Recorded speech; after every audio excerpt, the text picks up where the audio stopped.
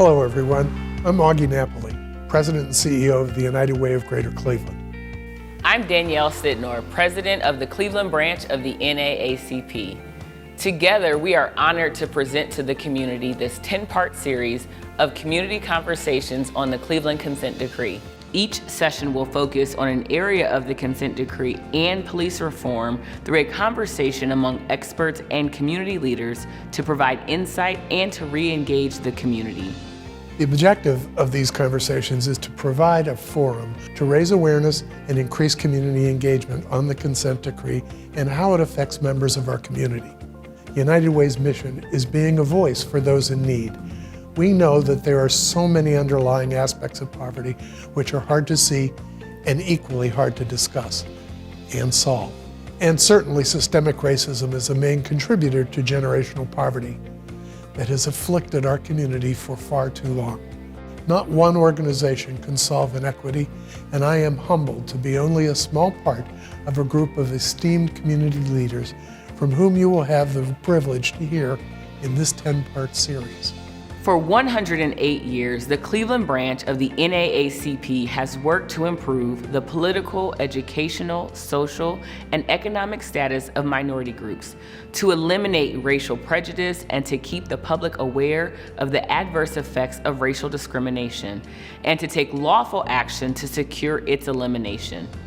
This community conversation and the monthly topics we will address related to the Cleveland Consent Decree are right in line with the work our organization has addressed and championed every day for over a century right here in Cleveland. Through this series, you will hear about the current status of the Cleveland Consent Decree and the future of policing in the city. And as the name of this event suggests, this is a two-way dialogue, and we want to hear from you tonight and every month in this series as we tackle these various topics. I'd like to thank Cuyahoga Community College and Rockwell Automation for sponsoring and making this series possible. I would also like to thank the City Club of Cleveland for partnering with us in hosting the series of events, and WOVU for simulcasting this evening's discussion live on 95.9 FM. We'd also like to thank all of our community partners.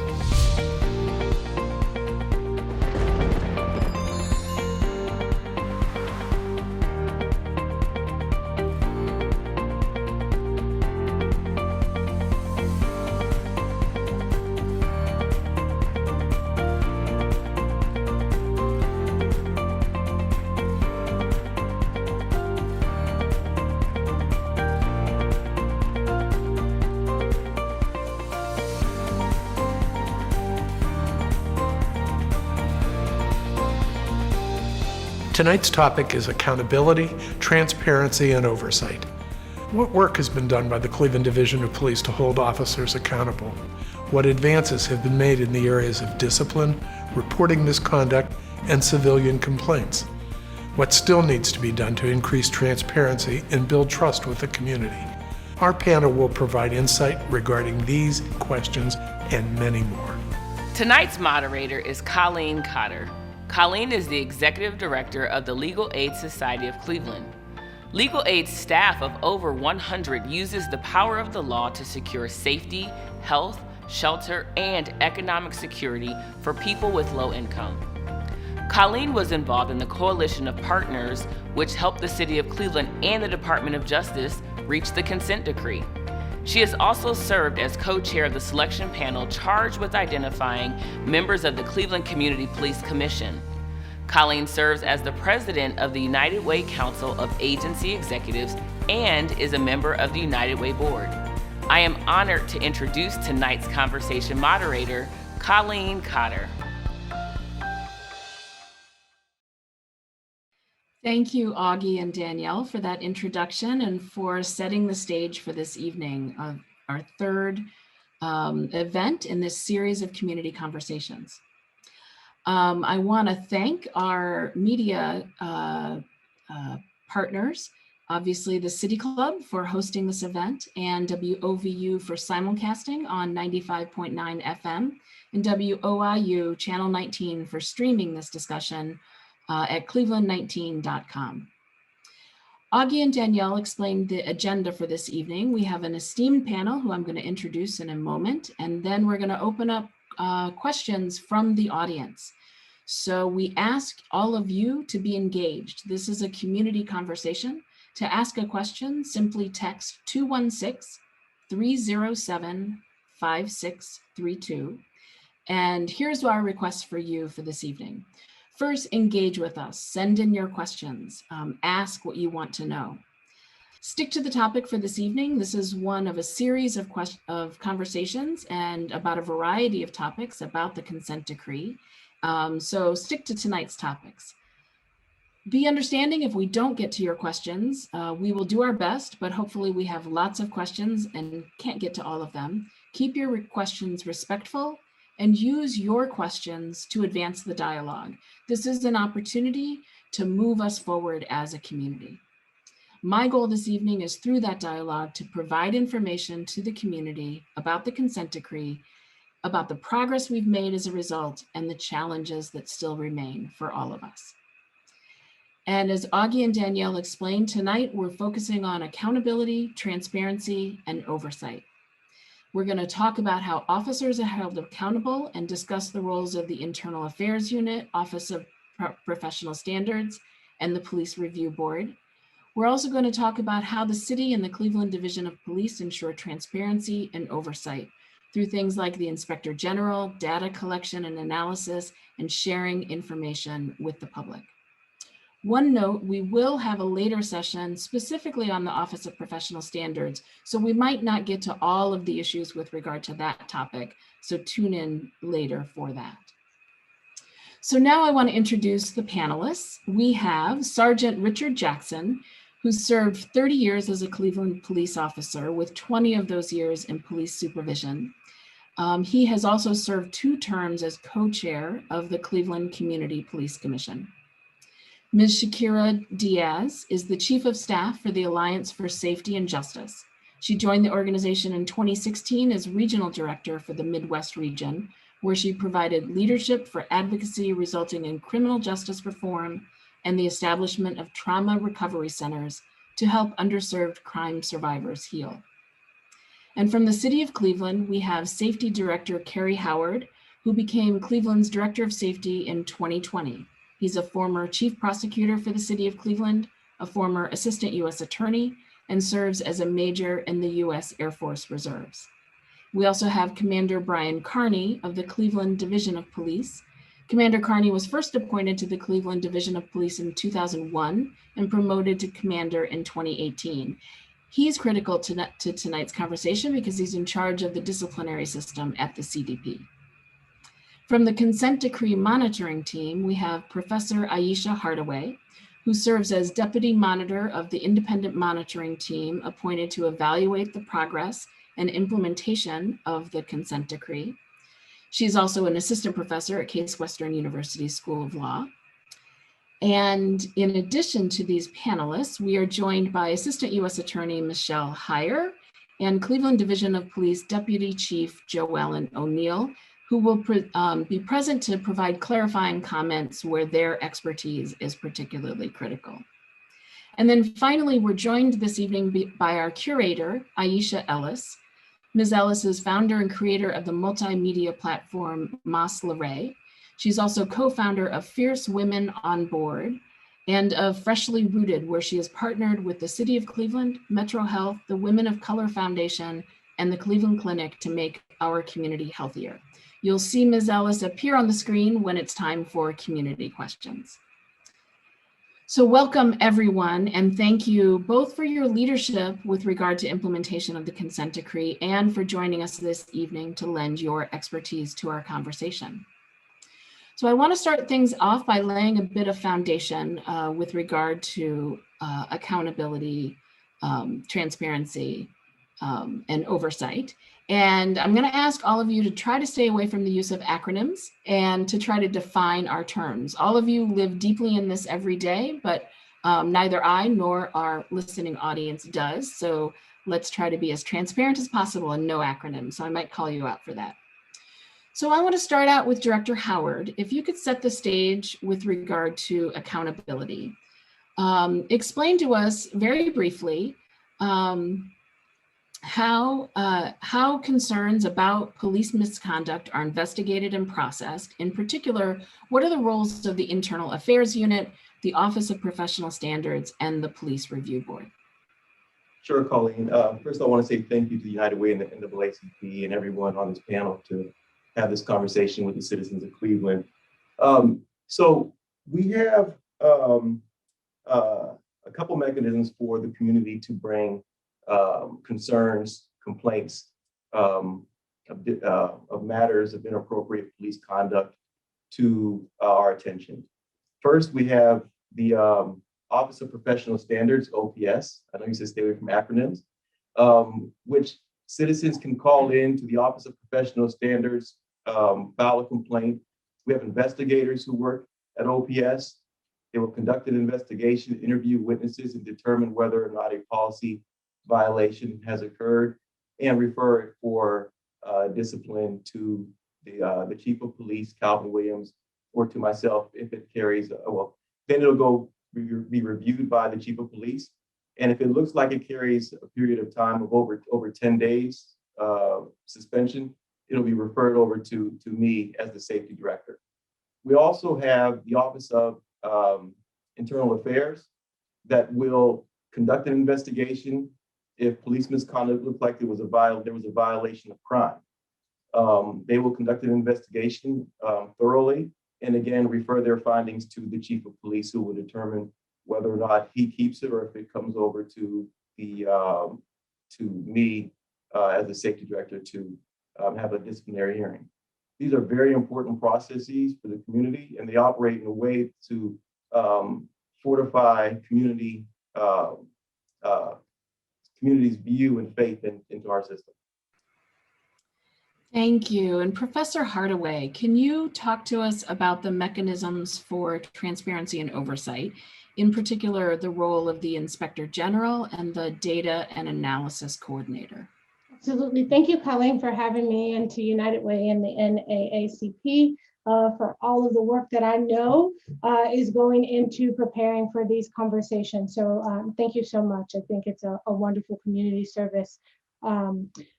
As it relates to the role of the Inspector General as a piece of the oversight mechanism, I think it's important for us to know and understand that it's just one piece or one tool in the oversight toolkit, if you will. And it's been used Inspector Generals have been used in cities across the country for some time.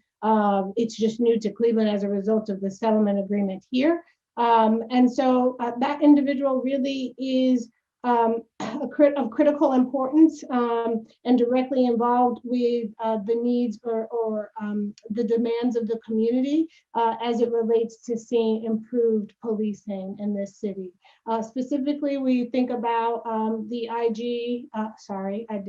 the Inspector General, commonly referred to as the IG's roles and responsibilities related to assessing and auditing whether or not the Cleveland Division of Police's policies and practices do four things: whether or not they comply with state and federal law, whether or not they are consistent with the bias-free community policing and procedural justice principles that are contained within the consent decree, and whether or not they promote the safety of both the public and the officers in our community. And then finally, just a general assessment of those policies and whether or not they're working to achieve the goals of the consent decree. I think it's really important to understand that that is the general premise or tenor of the role, and that within that space, obviously you need to have a qualified individual with a specific skill set, both understanding law enforcement generally, but also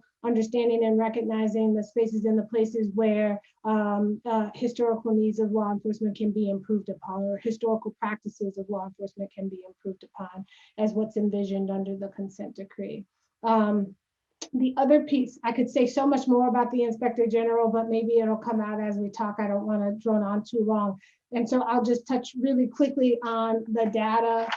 Let's see, on the data collection and analysis coordinator. A lot of that person's work will feed not just provide information not just for the chief of police, but is used and is responsible. That person is responsible for reporting out to also the Community Police Commission, to OPS, or the Office of Professional Standards, the Force Review Board, the Inspector General, as well as the Training Review Committee, because that person is gathering all sorts of data and tracking use of force, both general use of force and the review and reporting of use of force, but also use of force that results in investigations within the division and reside either as misconducts or just misconduct allegations or just general review by the force investigation team.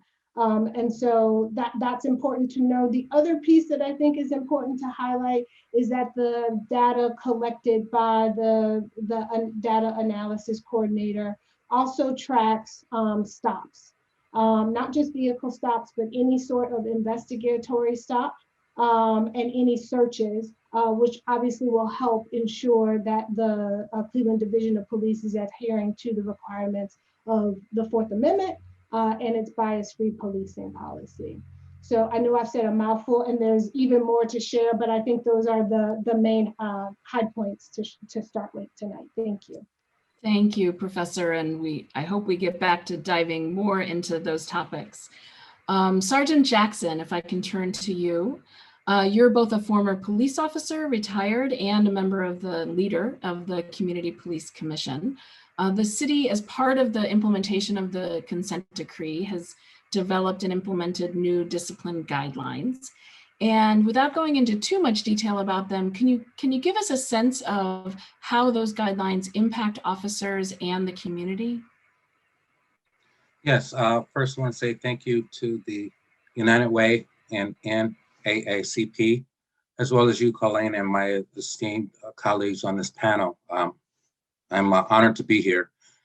Yes, the consent decree actually brought about some structure to the disciplinary process.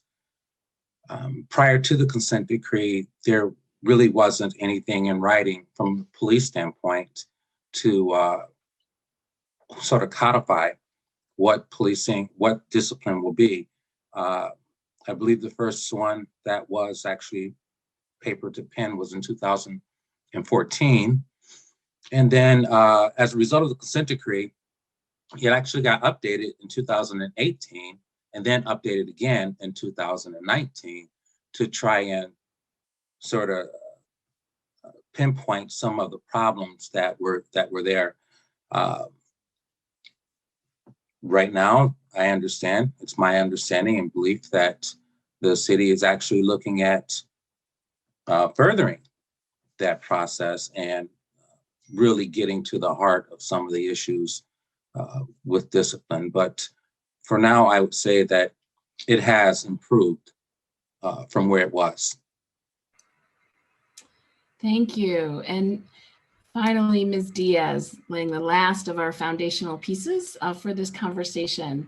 The consent decree specifically calls out the need for transparency and stating, really showing that is necessary to build community trust.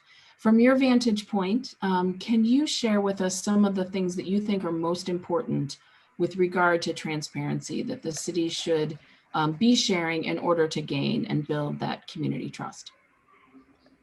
Good evening, everyone. Thank you, Colleen, for that question. So Dr. Hardaway spoke about the Oversight Toolkit. Specifically, I'd like to focus on the other pieces that are important here, which are transparency, trust, and safety. It's essential for everyone who lives in the city of Cleveland to feel safe, and that's obviously not a reality at the moment. When we speak about transparency, and you ask the question, what do we need? We need everything. The residents of the city of Cleveland need to be able to know everything that's going on, how hiring is happening, how disciplinary action is happening, what goes into training, who is impacted, particularly on the issue of bias-free policing, how how's law enforcement engaging with victims of crime. All of those are factors that contribute to building community trust. They are all factors that must be reported out. Part of what we need to just start considering, and we're at a moment that we are facing a paradigm shift, not only in the city of Cleveland, but throughout the country, where people want law enforcement to operate differently. People want safety to look accessible to everyone within the community. For that reason, my organization, the Alliance for Safety and Justice, in partnership in founding the National Coalition for Shared Safety, is elevating these very specific safety impact statements that really allow us to identify where gaps exist in terms of violence, trauma support, engagement, funding.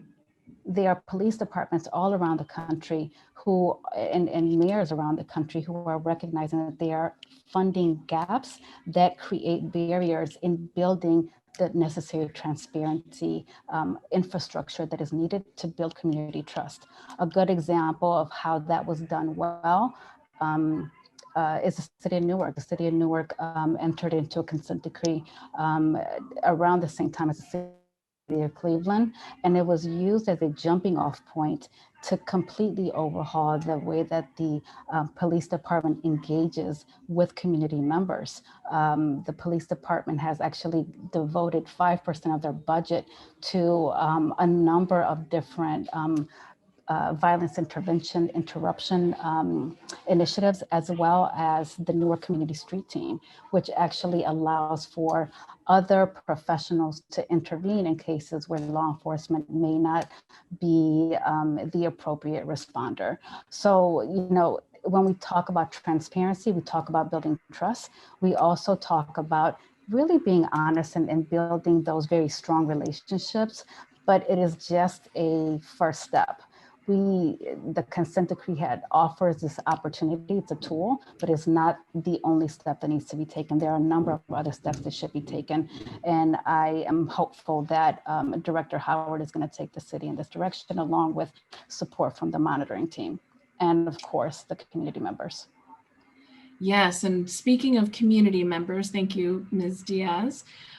We have Alicia Ellis, who is our curator this evening, who has joined us on the screen, and she's going to present some questions from our viewing audience. And as a reminder, you can text your questions to 216-307-5632. And Ms. Ellis, please, the first question. Awesome. Thank you so much, Colleen. And also thank you to everyone here for having me as your community curator and Against United Way and the phenomenal panelists for this conversation. We have amazing questions coming in from the community, so we continue to encourage you all to send those forward. One question we have so far is, what is the process for filing police complaints? And is the filing required within a certain time period? Very good question. Thank you. May I, Colleen? Yes, please do. So there are, that's what our Office of Professional Standards is for, is to take in citizen complaints. OPS, Office of Professional Standards, can be reached at 216-664-2944, and complaints can also be filed online at coe.complaints@city.cleveland.oh.us. And what you would do there is you would fill out an intake form and provide information about the situation that you are reporting to OPS. They'll assign an investigator to investigate, and they'll determine if there are policy violations. So that's a great way to do it. I've also had complaints come in from emails that I've referred to OPS, the Office of Professional Standards. They'll then take their investigation, and I didn't mention it in the first time around, the Civilian Police Review Board, who will discuss it and vote on it and determine what potential policy violations may have occurred. And that's the way that civilians can bring complaints into OPS. If the complaint to OPS seems like it's been a violation of law, that it's criminal in nature, OPS then will then refer it to the Office of Internal Affairs, where it's ran by the Internal Affairs Director, Ron Bakeman. It'll be assigned to an investigator and again, investigated. So OPS conducts investigations of policy violations. Internal Affairs investigates claims that may be criminal in nature. And if I could ask a quick follow-up to that great audience question, Director Howard, one of the things that the Monitor identified in their most recent report was that while there's been progress in terms of dealing with a backlog of citizen complaints, that there's that the lack of full and consistent staffing is a roadblock to clearing up and processing those complaints as quickly as the consent decree requires, and I think the community expects. And that roadblock was identified for a number of areas. So I wonder if you could comment on what the city is doing to address that issue of consistent and full staffing. So there was a period of time, this was, I'll let DC O'Neill, I don't know how long ago it was, but we brought in a firm, Hillard Heinz, to take care of some of the backlog that the Office of Professional Standards had. That was about how long ago? About 2 years ago. About 2 years ago. That backlog was caught up with. Right now, we don't have a backlog that has a need to bring in a firm. We do have a vacancy for an investigator at OPS, a full-time investigator, but we work to make sure that there are enough investigators to handle the caseload. And right now, we don't have a significant backlog other than cases that are actively being investigated. Does that address your question? It does. I mean, I think the Monitor said it a little more strongly that you're still not meeting those time standards, although there isn't the huge backlog that there was. So one of those areas where significant progress, but more progress needs to be made, and identifying that staffing issue. But I want to move on to more community questions. So Ms. Ellis? Awesome. So if we're able to please describe the time frame and methods in which panelists here, as you represent different organization departments, here plan to remove qualified immunity in order to rebuild trust with the communities the police have historically and systemically brutalized. I'm not sure who to direct that. Perhaps Professor Hardaway, do you have any comments on qualified immunity? And would you explain qualified immunity for our audience? Okay, I can do that part. I don't know if I can speak to, I don't know if there's any city lawyer on the line that can speak to what the city is doing to address the issue of qualified immunity, if anything. But qualified immunity generally is a byproduct of Fourth Amendment jurisprudence or case law that essentially says that if you work for a government entity, that government entity will not, or the individuals acting under the color of that government authority will not be held civilly liable for their actions because unless they've had sufficient notice that their actions are a clear violation of the Constitution or the Fourth Amendment. It's become a common conversation now around the area of police misconduct and abuses, simply because folks are trying to understand how to make sure that officers and the departments that they work for are held liable for misconduct. And oftentimes the fact that a particular incident hasn't been identified as a constitutional violation, strict line and verse to that particular situation means that qualified immunity precludes liability in that space. That's a general overview. It's not to speak to anything that has happened in the city of Cleveland or any of the cases related to, but that's just a general sort of overview of qualified immunity. I also will just say that a lot of other jurisdictions are addressing concerns of qualified immunity on the state level by passing statutes that bar the use of qualified immunity in their jurisdictions. I'd invite any other panelists to make a comment about any activity they know on this front. But barring that, I think it's a great question and something for us as a community to put on the list of things we should be looking into as we transform how policing is done. Ms. Ellis, any more community questions? Yes. Is there data on police misconduct collected and publicized for the public? If so, where can it be found? So Sergeant Jackson or Director Howard? I'll let DC O'Neill respond to that if she would. So, good evening. The Office of Professional Standards actually does an annual report on the misconduct investigations that they handle, and annually, so that should be up on the website. I don't know if they've completed 2020 yet. Also, the Division of Police, we do collect data on our misconduct cases and our discipline. That is not published yet in a report. We've just started developing that along with our other annual report of use of force, but that will be, forthcoming. But as far as the Office of Professional Standards, they do an annual report. And I think that something else that's important to point out is that we, after we do our disciplinary hearings and disciplinary decisions are made, they are posted out and made public. Several have been posted into the news.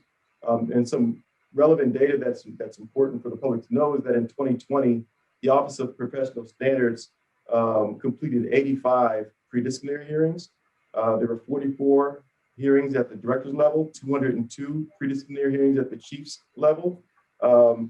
And we've completed 3 months of discontinued backlogs cases due to the pandemic. And so I'm going to ask a follow-up question actually and ask Ms. Diaz if she has a comment on this. In the Monitor's most recent report that just came out a few weeks ago, they do note that the lack of a sort of modern website that has data like the data we're talking about is lacking by the city, and that's a real need, is to push forward with a new website that has fresh data as opposed to annual reports that are old news by the time they get published. So I'm wondering, Ms. Diaz, if you have any comments on that. Are you tracking the city's progress on that? And do you have any best practices from other communities that you've seen work well? Well, I'll say this: budgets speak to priorities, and what we fund say a whole lot about what we prioritize. Some of the things that came up during the initial investigation, one that stood out to me at the time was that there were, and Professor Dr. Hardaway, correct me if I'm wrong, there were 2 to 4 functioning computers in the 4th district. As a result, it created delays and officers were not inputting and doing reports. So there are ways in which funding priorities can undermine transparency. There are ways that funding priorities can undermine trust. So I think that in order for the city to move in this direction of prioritizing transparency and trust, it needs to seek those federal dollars that are out there to bring itself up to the level to enhance community interaction, communication. There are several federal grants that are available for gang sweeps, drug sweeps, a number of arrest-related initiatives. But those same dollars, burn grants, for example, are a very good example that can be used very broadly to support community safety in a number of different ways, are generally used often for enforcement and arrest-related tactical projects, I'd say, but they can be used in a number of other ways. And there are a number of other federal grant programs that are available to enhance technology and anything related to building up communication and access to enhance transparency. So again, all this is about priorities and making sure that we're moving in a direction and that our budgets reflect that. Thank you. And Director Howard, you wanted to add some thoughts to that?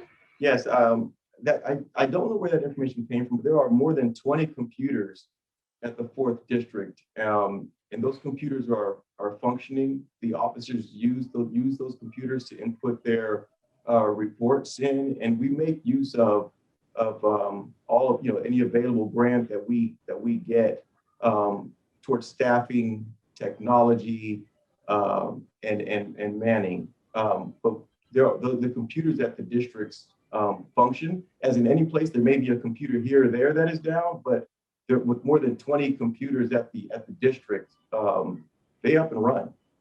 Director Howard, I was referring to at the time of the initial investigation at the time of the consent decree. So I'm not speaking about at the moment. I was speaking about at the time, and obviously the 4th district at the time had a very strong reputation and a huge gap between itself and the community. But I was speaking about at the time, yes. And at that time, officers, they didn't use the computers to input their reports at that time, but there still wouldn't have been that many computers down during that period.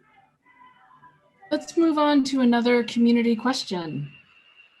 Awesome. Can we get can we have CPRB defined and in the function of it?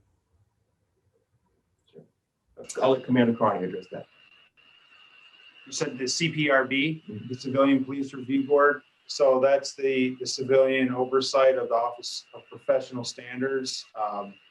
You have the Office of Professional Standards, which are civilian investigators. They conduct their investigation of police misconduct. After that investigation is completed, it's reviewed by the administrator there at the OPS, or Office of Professional Standards, and then is presented to the board, the Civilian Police Review Board. And what they do is they vote and determine if it's a sustained finding or not, unsustained finding, and if a violation is determined to be out of policy of any of our general police orders or manual of rules, that's sent to the chief of police to review. And then after, if the chief determines a predisciplinary hearing is necessary, we then schedule a predisciplinary hearing before a chief or deputy chief. And if discipline warrants more than a 10-day suspension, it's forwarded to the Office of Public Safety. And the CPRB, the Civilian Police Review Board, they meet monthly and their meetings are open to the public. They're also an appellate body. If a discipline happens at the chief's level and the Civilian Police Review Board does not agree with that discipline, they vote to appeal that decision to the director's level, where it will receive a secondary review and hearing. Thank you. And another community question, Ms. Ellis? Yes, thank you so much, Director, for the explanation. We talked briefly about technology, right? And technology clearly is advancing and enhances accountability. So Cleveland currently has a body worn camera policy. What are body cameras used by all officers, and what is the protocol for turning body cameras on and off? And I want to get Sergeant Jackson in the conversation here. So from your perspective, can you provide some insight? Yes, the officers on the street they all wear their body cameras. They're supposed to turn them on at every interaction that they have. There's current general police orders, which is the acronym is GPO, but general police orders, that requires the officers to turn them on prior to going to an assignment or while en route to an assignment. And generally at the end of the day, they're to download that information and send it through the system where it goes to the server. But I think Deputy Chief O'Neill could probably speak even better to that particular question. Deputy Chief O'Neill. Yes, so our officers wear body cameras when they're interacting with the public. We use them for a variety of every incident. Also, when we're just attending community meetings, sometimes they might not be on. If someone just comes up and asks you a question like, where is this building? But all in all, when officers receive an assignment, they're, per our policy, to turn their camera on. Their camera is not allowed to be turned off until the end of the assignment, until the assignment is completed. However, there may be times on a scene where you're dealing with the victim of a crime, they're not comfortable with the camera being on. They ask the officer to turn the camera off. The officer has to ask the supervisor for permission to turn the camera off. And if given that permission, then they can shut the camera off. and they acknowledge why they're turning it off on the camera before they do so. And if the public wants to have any reading, this is the wearable camera system is governed by General Police Order 4.06.04, and it lays out the purpose, the manner, and functioning of the body-worn cameras. I know that there may be a question, I'll get ahead of it, but when officers are on secondary employment, if they have their body-worn camera on them, they're required to have it on for secondary employment. If they are not required generally to have it on secondary employment, but if it is on their uniform, it must be activated when they pursuant to the policy. And Professor Hardaway. I just wanted to ask for clarity on that question in terms of, I heard Sergeant Jackson or Richard, he likes to be called now. I heard Richard say that all officers on the street and officers on the street might be a really broad sort of description. Are there officers in specialized units who may be in fact on the street that aren't required to wear body-worn cameras? Just for clarity for the audience. All of our officers that work the street are required to wear body cameras. So if a detective from the homicide unit responds to a scene, their camera's on. If a domestic violence detective responds to a scene, their camera's on. So yes, when you're working out on the street and you're handling incidents, they are to wear a camera. As a point of clarification, we're talking about the Cleveland Division of Police. So when you say all officers, I don't want the public to believe that to include CMHA, RTA, Cleveland Clinic. We're talking about the Cleveland Division of Police. Thank you, Director Howard. And that applies to everything we're talking about. It's the Cleveland Division of Police. But I want to go to Ms. Diaz and then Professor Hardaway. Yes, what is the action? This is directed at Lieutenant O'Neill, Deputy Director O'Neill. What is a disciplinary action for a Cleveland police officer who turns off his or her camera? So if an officer fails to put their camera on and or turns it off in violation of the policy, they receive a 1-day suspension. And Professor Hardaway, oh, I'm sorry. With or without pay was, I believe, the follow-up. Yes. A 1-day suspension is without pay. Okay, thank you. And Professor Hardaway. Colleen, officers are also given a grace period of 1 year just to be acclimated with the proper use of the camera itself. They're fully trained on the proper use and the policy itself. So if there's any violations of the policy within the first year, they would receive re-instruction. But after that 1 year grace period, the officers are subject to our disciplinary guidance policy. So it's a group 1 violation with a range of anywhere from a written reprimand to a 2-day suspension, but the chief has been consistently giving out a 1-day suspension, as DC O'Neill stated. Great.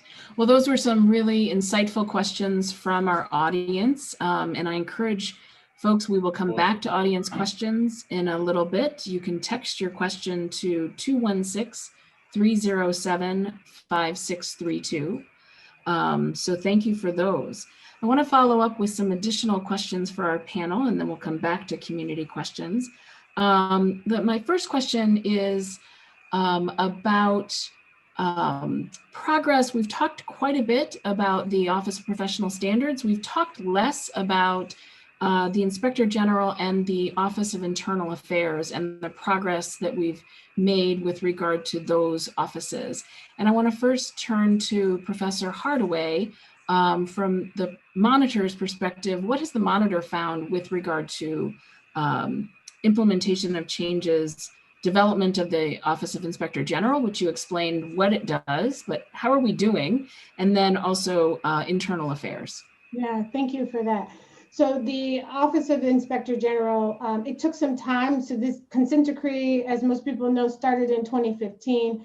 That position was posted and it took quite some time to fill that position.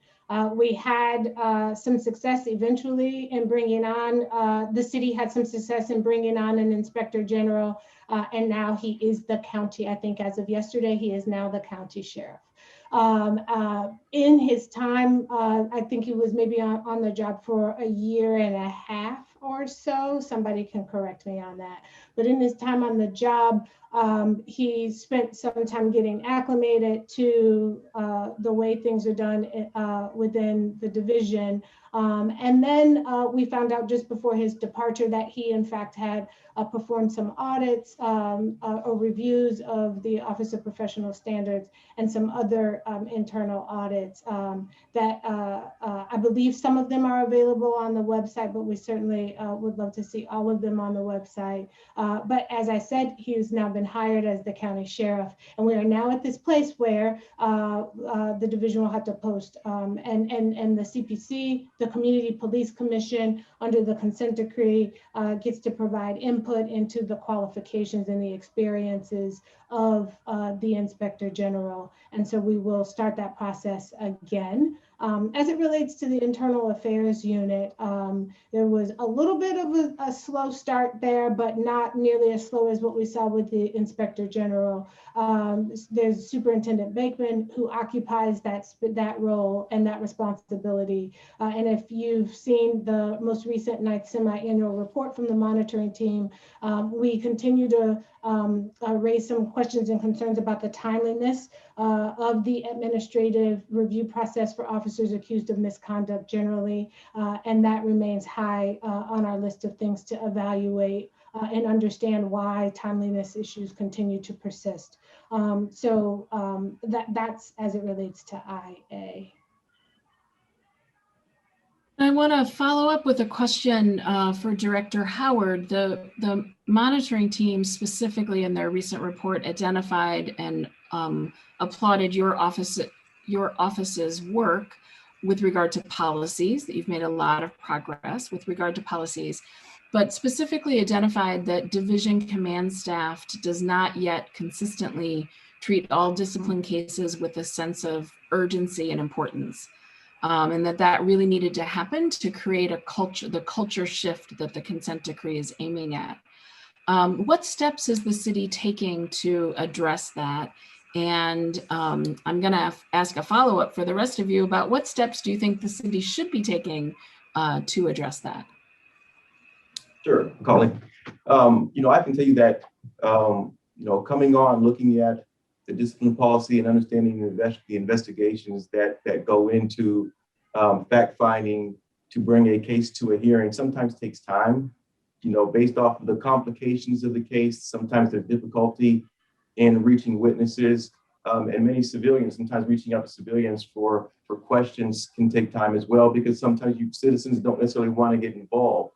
But we are working on streamlining that process.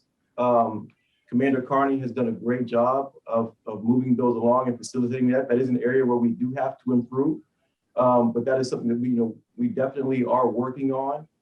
We can always get better, and we do take these complaints against officers very seriously. If officers are not right to be in uniform, we want them removed. If they need retraining, we want them retrained. But we do take all of this very seriously, and it's a process that needs to be improved, and we'll continue to do it. Any comments from Sergeant Jackson or Ms. Diaz on what the city could do to create that sense of urgency and priority among the command staff?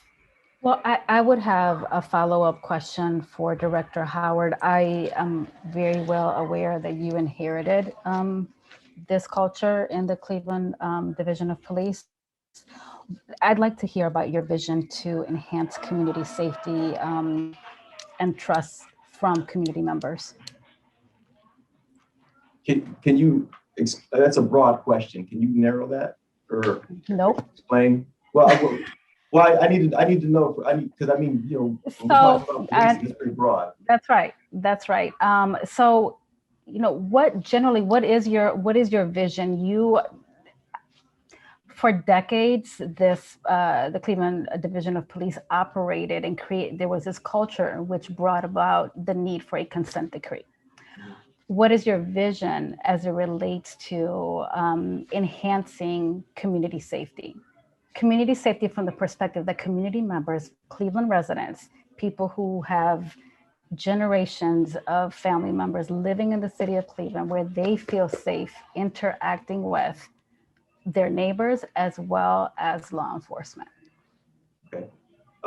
So the very first thing that has to happen, and COVID complicated this, community engagement. We have to have an environment where officers and community can interact with each other and understand each other. You know, so I mean that's the very first thing, right? Just as an institution, getting back to we serve the community. We are here to protect the community. We have to add we are here to engage the community. So officers being able to go into storefronts and businesses and talking to business owners, employees, and citizens, having more people attend, more citizens attend, and officer presence at community meetings is another thing.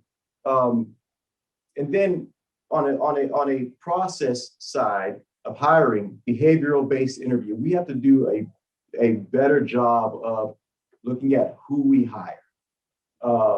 And Agreed. if they're fit. So we have instituted a behavioral-based interview process so that we can ask critical questions to assess an applicant's bias, prejudices, and find out where they are. As humans, we all carry a certain amount of bias, but we need to make sure that bias doesn't cross over into racism, that it doesn't cross over into prejudices that will affect the way, you know, of course, the way they do their job. So we have to be a better job of, like, you know, who we date, so to speak. The other thing is that much more recruitment throughout the broader sections of Cleveland. Hiring officers who live in the city, who understand the city, is absolutely critical. Mayor Jackson had a residency requirement that was, you know, and it was later taken down that we couldn't do that. So the administration, we understand the value in hiring citizens who live in the city of Cleveland. Wouldn't it be great if on every street you had 3 or 4 police officers within, you know, residing in the community, making the community safe, shopping and recreation in the community? So behavioral-based interviews. Accountability. We have to make sure that the public trusts that if an officer engages in misconduct, that they will be held accountable, that nothing gets swept under the rug. So those are some of the basic things. We can go on and talk about vision on how we do it. And then looking at the input, right? The CPRB, which is a Civilian Police Review Board, those are citizens. OPS, reaching out to those citizens. Us being transparent, having those meetings in the public and publishing the findings from those meetings. So really a lot of it is community engagement and changing how we let people on the force. Colleen, can I Please. jump in here for a moment? You know, I appreciate Director Howard, what you were saying, your vision. It appears that there are a lot of external factors that you want to bring in as far as the interactions with the officers with the community. It also appears that you want to look more at recruiting. Those are 2 gigantic things which totally agree with. But I'm not really hearing much about what you want to do with the officers who you currently have and the accountability issues for them right now. And that was one of the things that I knew that we spoke about at the Cleveland Community Police Commission, because we wanted to look at the discipline as to is it equal or is it just merely equitable? And those 2 things are completely different, and they make a difference as far as changing the culture of an organization. And so that was one of the things I really thought that you should, or think that you should take a look at very seriously at using to change the culture within the police department. Well, we do. The question that Shakira asked was about vision, and that's what I was sharing. But of course, we want to engage in training and let the public know what that training is, and we also want to make sure that accountability reflects, you know, the offense. So that goes without saying. So we've talked a lot about accountability in terms of discipline of officers who break the rules and engage in behaviors that harms the community. But I want to follow up on Sergeant Jackson's point and ask about, because I assume that our goal is not having a police force where there's not discipline because everyone's following the rules, but actually having high quality, engaged officers who are doing the very best. You know, that's a big gap between discipline versus the very best. And so I'm wondering if, and I'll start with Sergeant Jackson from the Community Police Commission perspective, have there been changes or conversations about evaluations of officers and how evaluations and setting standards for officers can change the culture? And if you haven't had those conversations, I'll pass it on to somebody else from their perspective or suggestions on that front. Actually, thank you, Colleen. Those conversations have taken place within the Cleveland Community Police Commission. There's a portion of the consent decree that actually talks about the evaluation process. And prior to my retirement, I do understand that the Division of Police, or it's my belief, the Division of Police was undertaking the change in that evaluation process. I think that could do a lot to start changing the culture within the police department because the expectations for the officers change. So if their expectations are here, then their performance should meet it. And that's one of the things that I know that we have talked about, and I'd like to see that come to fruition as well. And has there been progress on that front, Director Howard or Commander Carney? I can answer that, Colleen. Yes, the division formed a committee some time ago, probably a year and a half ago, of division members, some of our union staff, and actually the executive director of the CPC, Jason Goodrich, has also been graciously involved in the process as well. So we're getting there. We're in its final stages right now, and we've been sending drafts of our general police orders and our manual that we created as well to the Department of Justice and the monitoring team for review and some edits. And we're working on its final stages now, but it's a very comprehensive, complex project that involves great detail, training of the members, the supervisors, because it's a big task that has a lot of responsibilities that are expected by the supervisors, that it can be fair, consistent, and equitable process. And now it's time again, thank you for that, to turn to community questions. You can text your questions to 216-307-5632. And Ms. Ellis, we have community questions?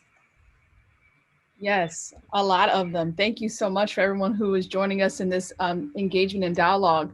Ms. Diaz raises a really great point regarding the budget, right? And how is the dedication to the community engagement reflective in the police department's current budget? So I'm wondering if the monitoring team has looked at budgeting at all, and if Professor Hardaway could start with an answer to this. So under the consent decree, the monitor is required to evaluate the adequacy of budgets designated for a couple of different areas. The Inspector General is obviously one, the Office of Professional Standards. I'm going to forget. So the Civilian Police Review Board, and there was one, and of course the Community Police Commission. How did I? So we are required to look at the budgeting, the allocation of funds for those specific areas, but we don't have any oversight or purview over the entire city policing budget. So Director Howard? So I just jotted down a few things that the budget supports. The community service unit, the crisis intervention team, CPOP, which is community problem oriented policing, and the budget that we have for recruitment, all go towards stressing the importance and the need of officers to engage in the community, and as part of training as well, stressing the value in getting out there, officers taking the time to stop, to get out of the zone car, even to be community and customer service oriented during traffic stops is something that we're reforming the way that traffic stops are done. So our budget is a line item budget, points to very specific things that we allocate funds to, and how we use those is through those mechanisms that I just described. And Sergeant Jackson, I'm wondering if the Community Police Commission has had areas where they've made recommendations, and one of the problems has been lack of sufficient funds. Can you identify any of those? There've been a few, yes. There were recommendations made regarding the use of force, the body-worn cameras, and other items. For the most part, those things did come to fruition, but not without serious push. And I think that's something going forward really needs to be looked at. Someone needs to keep a very close eye on to make sure that all of these different areas are being adequately funded, so that there are no issues as we go later into the consent decree.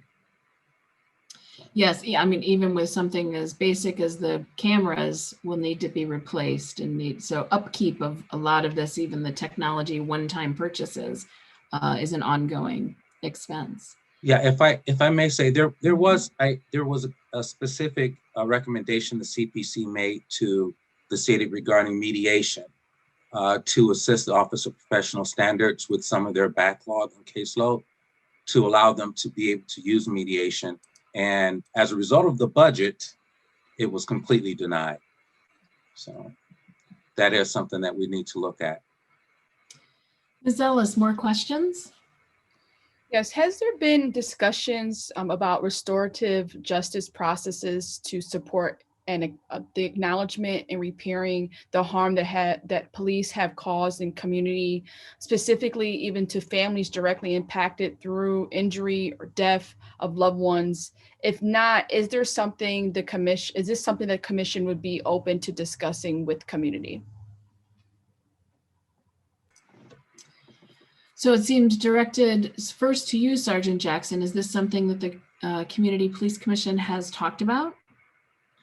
Yes, prior to my leaving the commission, because I just finished my terms, the Cleveland Community Police Commission did in fact speak about restorative justice, and but to date they've not put pen to paper to that particular issue.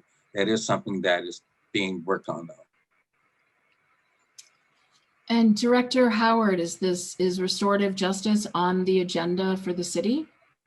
I mean, restorative justice, I haven't seen the recommendation from the CPC. That may have been before my time. I'm not, I can't speak to that.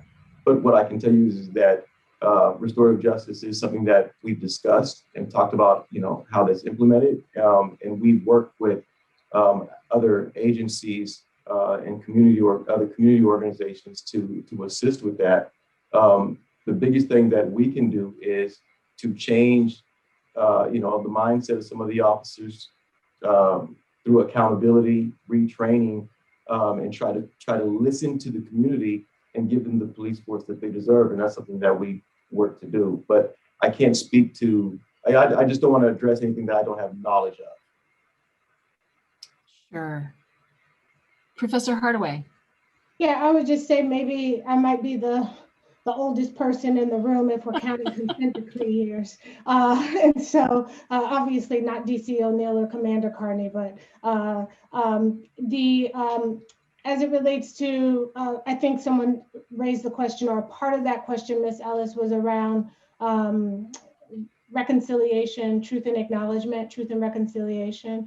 I do recall that being raised by the Community Police Commission in conversations around the new stop, search, and arrest policy, and just setting the tone and the framework for sort of why the new policies were necessary. It has been raised as a part of the conversations, and seeing if there's a space or an opportunity for the division to frame some of its reforms and consent decree related products moving forward in that space. I understand why the question was raised. And it certainly was a topic that was discussed a lot in the development of the consent decree in the community by community partners as a high priority. Yeah. And Director Howard. Thank you, Colleen. Commander Carney was kind enough to educate me that the mediation we did here, the suggestion of mediation, and it was put on hold because of the pandemic. Can't meet face to face, and as we work to try to adjust accordingly with technology, we did it with what we had in place. But mediation will be back on the table. Good to know. It just as a note, restorative justice and mediation aren't the same thing, but they certainly are related. So, Ms. Ellis, another question from the community. Yes, this is a comment that leads into a question. So I want to make sure we provide the full context here, the thought. This is from the community resident here. Something I've noticed was touched on in the moderator's report was the story about the young man who lost his eye during the May protest after he was shot with a rubber bullet by the police. The moderator's report doesn't identify which police department fired that shot, but simply states it was not CDP. I am wondering if there is any data regarding that incident and which department was identified. I also wondering if there is more information regarding who makes the decisions to invite outside agencies in, if there is use of force incidents are considered when making future decisions to invite outside police agencies. So let's take those as two separate but related questions. One, as Director Howard said, we are talking about the Cleveland Division of Police, not other police divisions. But I want to offer the question, if anyone has information about whether that has been identified, how that person was injured, it would be great to hear. So I don't know if our friends from the city have that information. So well, let me say this. Again, that wasn't the Division of Police, right? It was very unfortunate that it did happen, but it wasn't the Division of Police.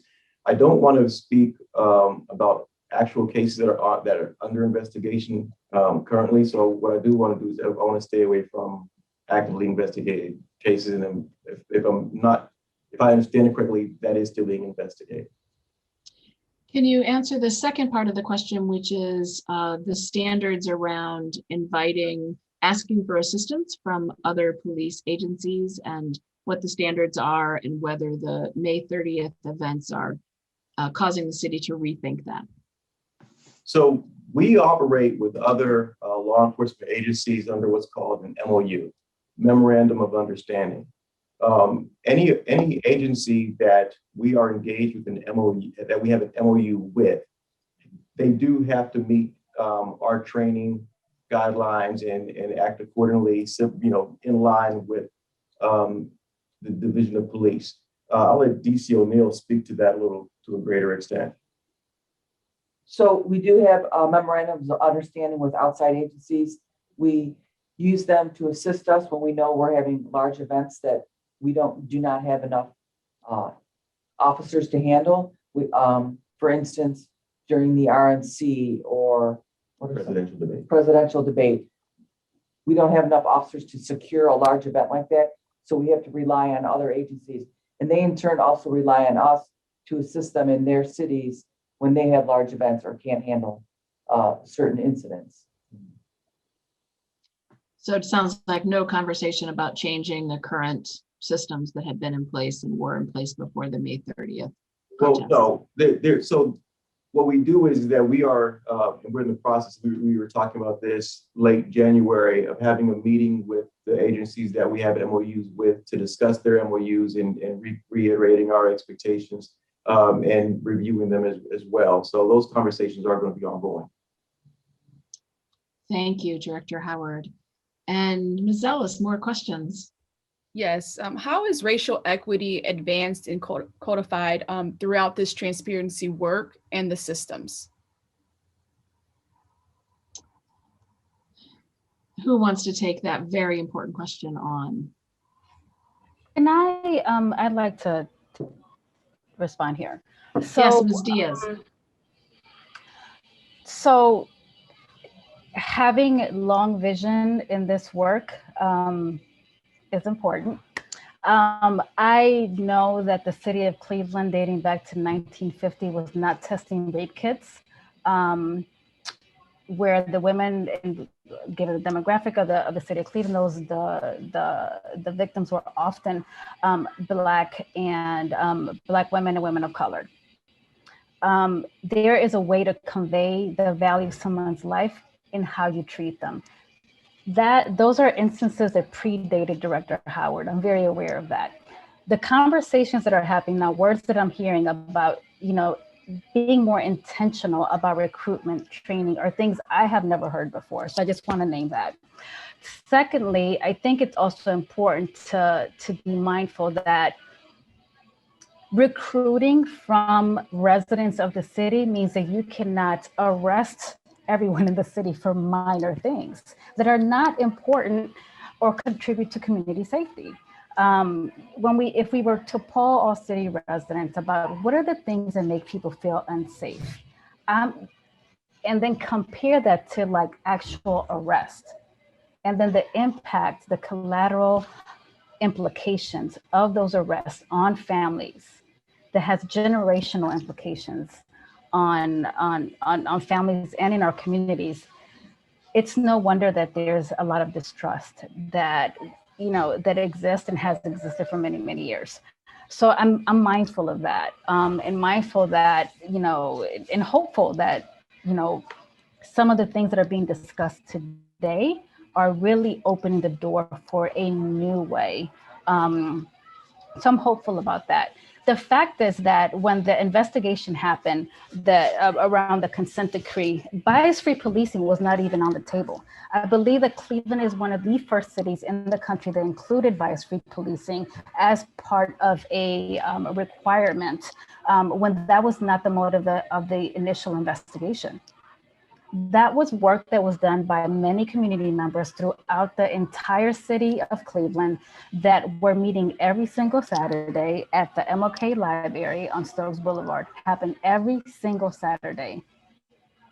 And everyone committed to elevating two things: ensuring that we would get bias-free policing as a component of accountability within the consent decree, and because of the murder of Tamir Rice, including some training as it related to interacting with children, given the adultification that young Black children experience, not just in Cleveland, but all around this country. So I want to lift that up as like a big win for community members, their persistence in engaging, because what the residents of the city of Cleveland did was not done at the time. I'm not sure what other consent decrees have done since. What Cleveland residents did at the time had never been done before, was getting something in the consent decree that was not even part of the investigation. So I want to elevate that. I want to highlight the fact that because of the way that arrest and targeted arrest has impacted communities for many years, people are gonna have some difficulty in seeing law enforcement as bodies that are more than just takers of community members and family members. But I do hear Director Howard lifting up some things that I have never heard before from prior directors, 2 directors back. So I just want to just kind of bring that in here, because there are decades and decades of harm that have happened in this city that have impacted grandparents, parents, and children. Sergeant Jackson, I wanted to hear, Sergeant Jackson, your response to this also. Yeah, I'm really kind of in line with what Ms. Diaz is saying here. I remember those meetings. I've gone to a couple of them, so I'm very well aware of that, and I think that was a feather in the cap for the citizens of the city of Cleveland to be able to get that into the consent decree. I still believe, though, however, that to actually put something on this, you would really need to have the police commission, the Cleveland Community Police Commission, to be around as a long-term possible solution to constantly have eyes on that particular issue to make sure that it's being done that way. One portion of the consent decree, the data collection portion, as I understand where they are now, is supposed to collect that data so that we can have an objective measure as to how that's operating. Like Professor Hardaway stated earlier, it's supposed to be able to look at the every time someone's pulled over for a traffic stop, every time someone's even interacting with the officer on the street, it should be collecting that data so that we can see as citizens as to why those officers have decided to interact with that particular person, and to ensure that they're doing it lawfully and that their bias is not coming through with that. So yes, I totally agree with Ms. Diaz on that. 100%. Can I add real quickly, the idea of the Community Police Commission, those of us who were working with community on informing what the consent decree would look like, we borrowed that idea from the city of Seattle. Yeah. The unique difference between Cleveland's Community Police Commission and Seattle's is that in the process of identifying members of the Community Police Commission, the city of Cleveland, for some reason, required that everybody who was being considered would undergo a very broad background check. That is not something that the city of Seattle did. Being mindful of the fact that this was a credit background check, a criminal background check, the fact that the city of Cleveland has traditionally been one of the top 3 poorest cities in the entire country, that the city of Cleveland was also hit very, very hard by the foreclosure and bankruptcy crisis. It eliminated the very people who have the expertise to sit on the commission from being a part of it. That was a way of prohibiting people who had that subject matter expertise with these interactions, and the body that was selecting and interviewing people to serve on the Community Police Commission supported that. That is a way where you're undermining the very idea of what this consent decree was supposed to do. I think it's important to be mindful that oftentimes Cleveland has a way of like taking the best practice and doing it the Cleveland way, and that's not always the best way. So I just want to elevate that, just some of my institutional knowledge on working on the Community Police Commission as well, that it did start off with a foundation in bias by excluding or specifically getting information from the applicants that was not being sought after for the law enforcement representatives. So I want to note one thing and then ask a follow-up and turn it over to Director Howard. I do want to note that there have been members of the Community Police Commission who have had police involvement and have had criminal convictions. But no one should have been asked that question. There is no need to ask anyone that question. I want to pass it over to Director Howard to talk about racial justice and bias and bias-free policing.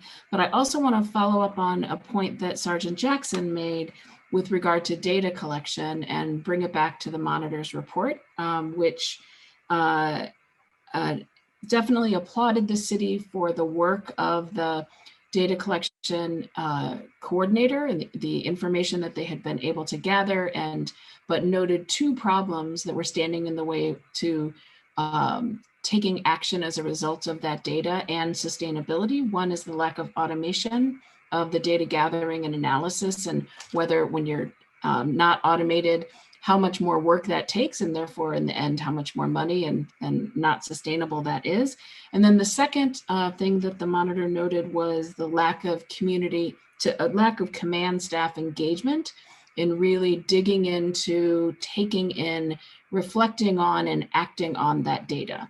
So to Sergeant Jackson's point, you need to know about the demographics of people arrested, et cetera, in order to understand where are the problems and where can we fix things. So I want to take all of that together and hand it over to Director Howard. Colleen, you gave me a handful. So a couple of things. Those who know me know I don't like to let stuff linger out there. So I just want to go back to the incident on May 30th where someone suffered an eye, the loss of an eye. That was the sheriff's, the Coweta County Sheriff's Department, who we do not have an MOU with. They have the jurisdiction over the entire county. So I just wanted to clarify that. The next thing is that I can tell you that since I've been here, I have seen nothing but I've seen a spirit of inclusiveness that I'd like to further and foster, and that I've learned that no one was eliminated from the CPC for credit problems or a criminal investigation. But I do think that assessing someone's bias, just as if they become a police officer, for them joining the CPC, it's relevant to that position. The other thing that I want to touch on is police engagement, community engagement. So I'll let DC O'Neill speak to two policies that I think that are really important, and they were pushed by Chief Williams, and that's the youth policy and the transgender policy. So if I can let her speak to that, and then I can come back and we can talk about the data collection and the command staff engagement. DC? So yes, the division has written 2 new policies. They were not required by the consent decree, but the chief had asked us to write them. The first one being the interactions with youth. Our compliance unit reached out to various entities and did a lot of research to change our officers' knowledge of how to interact with youth due to their trauma as while they're growing up. So we understand that a lot better. We were doing training on interactions with youth. I can't remember we actually had the name escapes me, dealing with youth to come in and actually train. They train our recruits as they come out of the academy. No, I just can't remember the name of it right now. And then our second policy is transgender policy. The division reached out to the LGBT communities in the area, sat down with them, found out what their issues are with the police. We wrote policies on how to interact with the transgender and anyone in the LGBT community. And both of those policies are now active in the division. And just with regard to data collection is something that we have to work on. I think Aisha would agree that there's much improvement there, and that requires technology and contracts and working out how that happens. And that is something that we do need to improve on. But with regard to command staff engagement, I know that the commanders of each district have regular meetings with the community. I'll let DC O'Neill speak to the command staff engagement. So all the district commanders are actually highly engaged with the community, with our district policing commissions. They reach out to the community. They also not only meet with just the district policing committees, but they also attend the block clubs that are out there. They truly reach out to anyone they can with the community. As far as the command staff, I don't know if I understand your question, Colleen, about the whole command staff engaging and being accountable. You could. Yeah, so the question was about the monitors finding that the command staff was not engaged with the use of data, the analysis of data, and then the making decisions based on the data collected, that the city was gathering data and analyzing it, but there wasn't exhibiting that commitment with regard to data. But perhaps Professor Hardaway can shed a little more light on that. Yeah, that's exactly what I just wanted to add some clarity. The report is not speaking to district commanders, right? The report is speaking to the division executives who are a part of those ComStat meetings. It's one thing to collect the data and to have access to the data, to have the information in front of you. It's another thing to be curious about the data, to make inquiry with the data, to help it inform the strategies, the practices, and the policies of the division. And so that's what we were speaking to in that last portion of the semi-annual report related to the data analysis coordinator position and its usefulness. So, And I'm going to have to cut you off because we need to move on to wrapping this evening up. And I know we could have gone on for a long time on each of those questions. I really appreciate everyone's engagement. I want to do a quick round and ask each of you with less than a minute. Can you tell me each what's something that you think we should be proud of, that you are proud of for our community that we have accomplished as a result of the consent decree, and what's a top priority for you going forward? So what are you proud of with regard to the consent decree implementation, and what would you prioritize going forward? And I will start with Ms. Diaz. Proud of, I would say that there is a narrative shifting and a paradigm shifting underway. It's very difficult to change systems, but an important step is narrative shifting. Areas of growth and improvement, would love to see budget priorities reflect the values of enhancing transparency, building community relations, trust, as well as enhancing overall safety for every resident of the city of Cleveland. Sergeant Jackson. Yes, I think I'm most proud of the fact that people are actually knowing about the consent decree. It was something that wasn't very well known previously. Secondly, I believe that one of the other things I'm really proud of that I think came out of this was that the CPC itself, or I'm sorry, Cleveland Community Police Commission, where it's going and the work that it's done. Just to backtrack here for a moment, what Deputy Chief O'Neill was speaking about, the transgender policy and the youth policy actually came out from the CPC and was brought to the chief as a recommendation, where the chief actually took that recommendation and ordered that policy be implemented. So we found that to be a great thing. The one thing I'd like to look forward to is the Cleveland Police Commission being permanent as a police oversight body. So that's where I am, and that's what I'm looking forward to. Thank you. And Director Howard, Commander Carney, and Deputy Chief O'Neill. So first, I want to address the CPC is not an oversight body. They are an advisory partner to the Cleveland Division of Police, and that partnership really needs to be nourished much more so that we can have a collaboration in ways that we're not currently having it. Two things that really stick out that we should all be very proud of, and that's our crisis intervention team, CIT, which is the response to those having mental health crises. The Division of Police is equipped and has partnered with the Adams Board and other agencies, social services agencies, to address that, so that those who are having mental health crises are not treated as criminals, and they're given the services that they need. The next thing is the Force Review Board, and I'll let DC O'Neill speak to that, but that is or Commander Carney speak to that. But the Force Review Board is something that the community should be aware of and how it works. So very quickly, you're running out of time here, Commander Carney.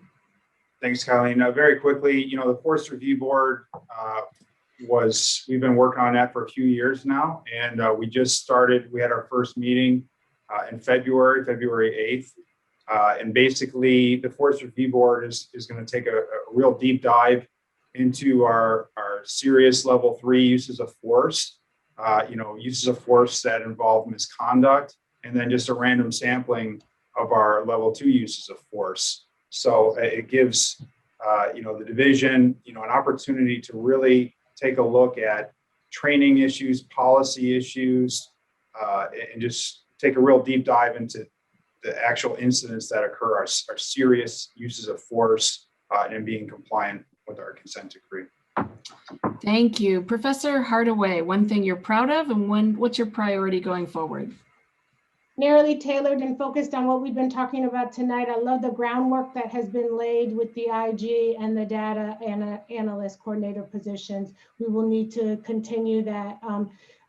In terms of what we need to work on, transparency, and we've been trying really hard and currently working with CDP to create a comprehensive website that has a public-facing platform so that the public has access to data related to use of force, crime, the IG reports, misconduct evaluations or investigations, whether they be case summaries to serve as education for officers, as well as transparency to the public. We see examples of that in New Orleans, Baltimore, Seattle. They all have public-facing websites with transparent information contained in them. And so we look forward to working with the city to make sure that that happens here. Thank you. Thanks to all of our panelists and to our curator this evening. Thank you to the audience members for your wonderful questions. I want to pass it along to Augie Napoli, CEO of United Way of Greater Cleveland, to wrap us up. Thank you, Colleen, for moderating this evening's discussion. We're very grateful. And a special thanks to Alicia Ellis, our official chat curator. We're grateful for your service as well. Thanks to our sponsors, Cuyahoga Community College and Rockwell Automation, as well as our community partners for helping bring this important conversation to life. And thank each and every one of our audience members for joining us on our mission to create a voice, to encourage engagement, and advance our understanding of the situation and of each other. Our next segment will be coming up on April 14th, when Rick Jackson, senior host and producer at WVIZ, PBS, and WCPN FM, will moderate a discussion on citizens' complaints and the Office of Professional Standards. The Cleveland Consent Decree mandated that the Cleveland Division of Police establish an Office of Professional Standards, an independent agency to investigate civilian complaints of police misconduct. This Office of Professional Standards has made improvements in the investigative process, but what work still remains when handling complaints from the community? Please join us by registering through our website at unitedwaycleveland.org.